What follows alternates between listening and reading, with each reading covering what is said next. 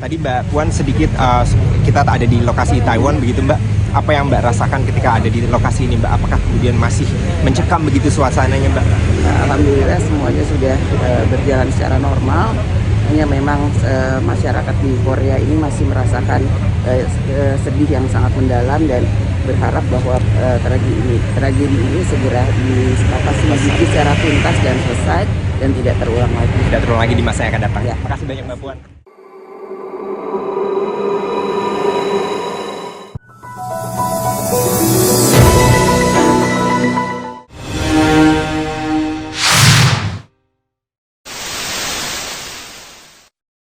Ketua DPR RI Puan Maharani dan Ketua Umum PDIP Megawati Soekarno Putri mengunjungi Presiden Korea Selatan Yoon Suk Yeol di Seoul pada Kamis 10 November 2022. Tujuan Puan dan Megawati ke Korea Selatan adalah untuk mendiskusikan langkah-langkah dalam memperkuat kerjasama antara negara Korea Selatan dan Indonesia. Kepada Puan, Yoon menyampaikan bahwa Indonesia merupakan satu-satunya negara di Asia Tenggara yang mempunyai kemitraan strategis khusus dengan Korea Selatan. Dia juga meminta dukungan aktif dari Parlemen Indonesia mengenai peningkatan ekonomi, keamanan, investasi, dan kerjasama lainnya antara kedua negara sesuai kesepakatan Yoon dengan Presiden Republik Indonesia Joko Widodo. Wakil juru bicara Kepresidenan Korea Selatan Lee Jae-myung menyebutkan kesepakatan antara Yoon dan Jokowi terjalin ketika kedua pemimpin mengadakan pertemuan tersebut di Seoul pada Juli. Kepada Puan, Yoon berharap Korea Selatan mampu berkontribusi terhadap penguatan hubungan bilateral serta hubungan Seoul dengan ASEAN.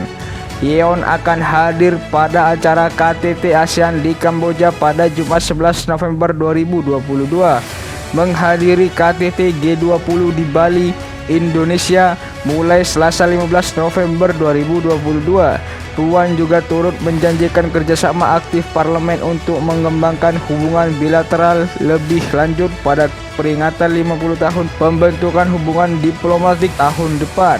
Sementara itu, Ibu Negara Korea Selatan Kim Keon-hee meminta dukungan Indonesia terkait usulan Korea Selatan sebagai tuan rumah World Expo 2030 di kota Busan. Melalui akun Twitter, Puan berharap pertemuan dengan Yoon dapat menjadi momentum yang tepat bagi Indonesia dan Korea Selatan terkait hubungan diplomatik yang sudah terhubung sejak 1973. Saya mendorong kerjasama antar parlemen juga harus terus dikembangkan agar hubungan kedua negara semakin solid, selain juga memperkuat kerjasama dalam menghadapi tantangan global, isu perdamaian, inflasi, energi, pangan, dan perubahan iklim.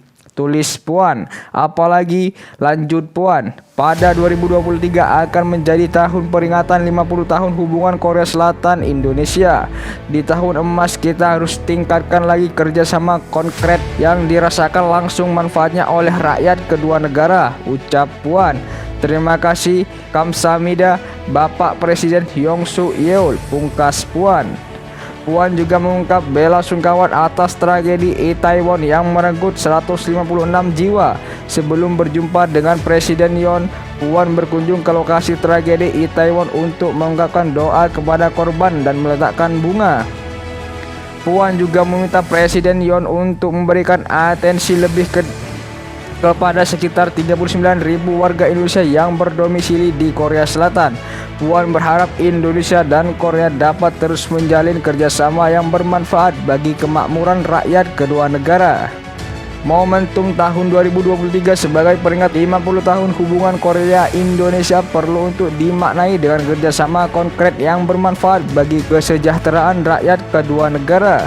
Terima kasih, Kamsahamnida, kata Puan. Hal senada juga dinyatakan oleh Presiden Yoon Suk Yeol. Ia berharap hubungan kerjasama Indonesia dengan Korea Selatan yang sudah terlaksana sejak 50 tahun lalu harus tetap ditingkatkan. Karena obrolan yang hangat, pertemuan Puan dan Megawati bersama Presiden Yoon yang sebelumnya dijadwalkan berlangsung 30 menit menjadi lebih dari 1 jam. Ketua DPR RI Puan Maharani dan Ketua Umum PDI Perjuangan yang juga Presiden kelima Republik Indonesia Megawati Soekarno Putri mengunjungi lokasi tragedi Itaewon di Seoul.